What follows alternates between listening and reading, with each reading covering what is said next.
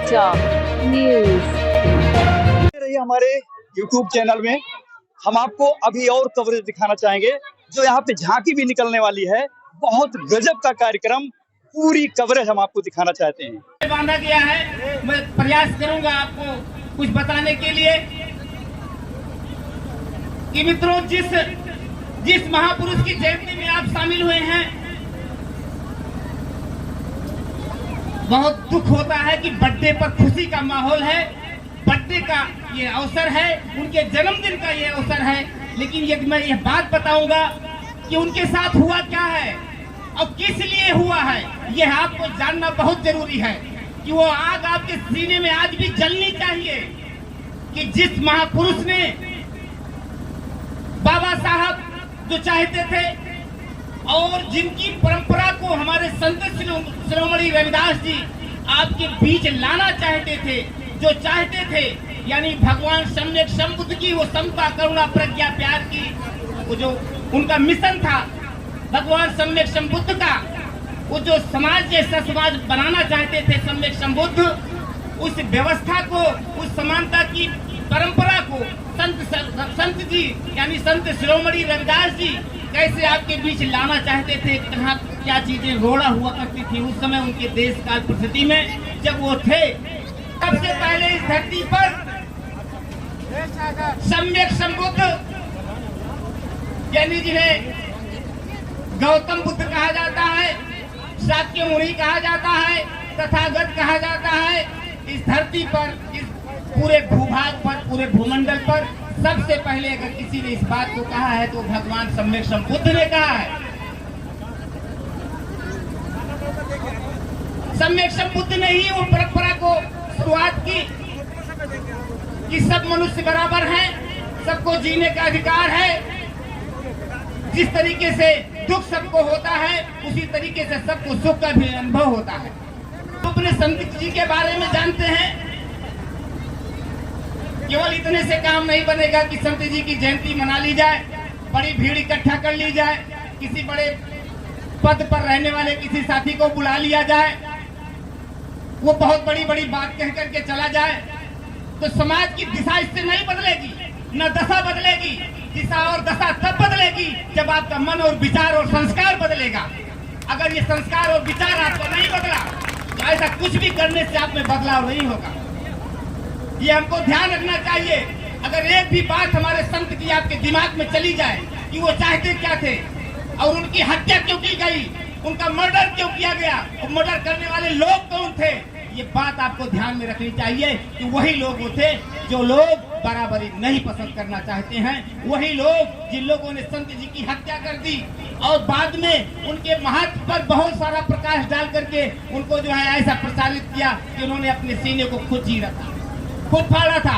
ऐसा कुछ भी नहीं हुआ था। संत जी ने बड़े, आज हमारी हिम्मत नहीं होती मित्रों कि आज मेरे साथ जो गलती हो रही है, जो हमारे साथ दुर्व्यवहार किया जाता है, जो हमारे साथ छुआछूत और अपमान भरा खेल खेला जाता है, उसके बारे में आज भी बोलने की हिम्मत नहीं होती है। चाटुकारिता दिमाग में है। हम अपने लोगों को जिनसे हम कुछ चाहते हैं, अपेक्षा करना चाहते हैं, उनके सामने कुछ बोलने की हिम्मत नहीं होती है, साफ साफ कहने की हिम्मत नहीं होती है। ऐसे ही स्थिति में जब आज ये हाल है समाज का, तो जब संत जी ने वो बात उठाई होगी, उस समय राजे रजवाड़ों का शासन रहा है, उसमें बड़े बड़े राजा महाराजा का शासन रहा है, तब वो संविधान नहीं था, उन्हीं राजाओं के द्वारा बोली गई बातें ही कानून हुआ करती थी। उस समय हमारे संत जी ने इस बात को उठाई कि नहीं, एक राजा वही अन्न खा करके जीता है जो अन्न पैदा करने वाला सेवक खाता है। एक जिसको हम नीच कहते हैं, यानी हमारी बिरादरी के लोग नीच कहते हैं, हमारे बहुजन समाज को कुछ लोगों ने नीच कहा, तो नीच का भी जीवन यापन उसी अन्न और जल से होता है, राजा का भी उसी अन्न और जल से होता था। जब बात संत जी ने शुरू किया, कब शुरू किया था? जब ये इस तरीके का माहौल नहीं था, हमारी रक्षा करने के लिए भारत में संविधान नहीं था, हमारे समाज में पढ़ा लिखा आदमी नहीं था, एक भी आदमी डिप्टी कमिश्नर नहीं था, कोई आपका तहसीलदार और लेखपाल नहीं हुआ करता था। हमारा बहुजन समाज एक सेवक के रूप में, एक गुलाम के रूप में इस देश में था। ऐसी विषम परिस्थितियों में संत जी ने यह आवाज उठाई, एक आंदोलन खड़ा किया राजाओं के खिलाफ, सामंतवादियों के खिलाफ, और वो जो ऊंच नीच करने वाले लोग थे उनके खिलाफ एक आवाज उठाई हमारे संत जी ने, यानी संत शिरोमणि रविदास जी ने। जिसका हश्र क्या हुआ जानते हैं? जो आज हो रहा है, उस समय भी हुआ और आज हो रहा है। उस समय संत जी को, यानी उन संत जी को किस तरीके से उनकी हत्या की गई थी, ये आपको पढ़ने और समझने की जरूरत है। ये मन से बोलने की जरूरत नहीं है। अगर आप में जरा सा भी अपने अंदर स्वाभिमान है कि मैं उन संत जी की औलाद हूँ, उन संत जी का वारिस हूँ, तो वो आपको समझना पड़ेगा कि उन संत जी ने क्या चाहा था, उनका संघर्ष क्या था, उनकी हत्या कैसे हुई, आप पढ़ लीजिए। सम्मानित दोस्तों, आज भी आप जान रहे हैं, अगर वो समय जब उनकी हत्या हुई, जब उनके साथ ये घटना घटी, वो घटना आज भी घट रही है। आज भी हमारे समाज का कोई आदमी मोछ रख लेता है तो उसको पेशाब पीने पर मजबूर किया जाता है। ये आज का समय है दोस्तों, संत जी का समय रहा। और उसके बाद हमको संविधान मिला, बाबा आए, बहुत सारा आंदोलन हुआ, साहेब कांशीराम आए, बहन जी आई, बहुत कुछ हमको जीने का अधिकार मिला। थानेदार से लेकर के कप्तान तक हमारी बात सुनने को तैयार हुआ। फिर भी समाज फिर से मूव कर रहा है, पीछे जा रहा है, बैक जा रहा है। और आज मोछ रखने पर भी हमारे समाज को पेशाब पिलवाने का काम किया जा रहा है कि कैसे ये नीच जात का आदमी मोछ को ऐंठ रहा है, अपनी मोछ पर ताव दे रहा है। दोस्तों ध्यान रखना, अगर वास्तव में जिंदा हो, वास्तव में ये मानते हो कि हम संत जी की औलादे हैं, संत शिरोमणि की औलादे हैं, बाबा साहब के अनुयायी हैं, हम बुद्ध के अनुयायी हैं, तो याद रखो ये आपके सीने में आग जलनी चाहिए कि जिन लोगों ने संत जी की हत्या की, जिन लोगों ने संत जी की हत्या इसलिए की कि संत जी ने बराबरी चाहा था, मानव को बराबर देखना चाहा था, केवल इतनी बात पर हत्या हो जाती है। तो ध्यान दीजिएगा कि अगर आप बराबरी चाहते हो तो आपको कुछ लोग हैं जो सुकून से जीने नहीं देंगे, उनको कभी ताकत देने का काम नहीं करना। बस इतने शब्दों के साथ मैं वाणी को शेष करता हूँ। जय भीम, नमो बुद्धाय।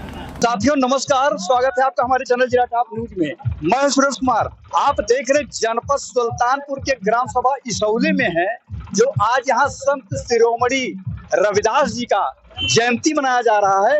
बड़े पैमाने के साथ संत रविदास जी की झांकी है और हम कैमरामैन को चाहेंगे दिखाइए, झांकी को भी दिखाइए। ये रहा झांकी, आप देख सकते हैं काफी तादाद में लोग हैं, भीड़ को भी दिखाएं, देख सकते हैं। और यहाँ के नजदीक जो थाना है, उस थाना बल्दीरा के SHO RB सुमन के निर्देशानुसार पुलिस प्रशासन भी लगी है, आप देख सकते हैं। पुलिस आएंगी।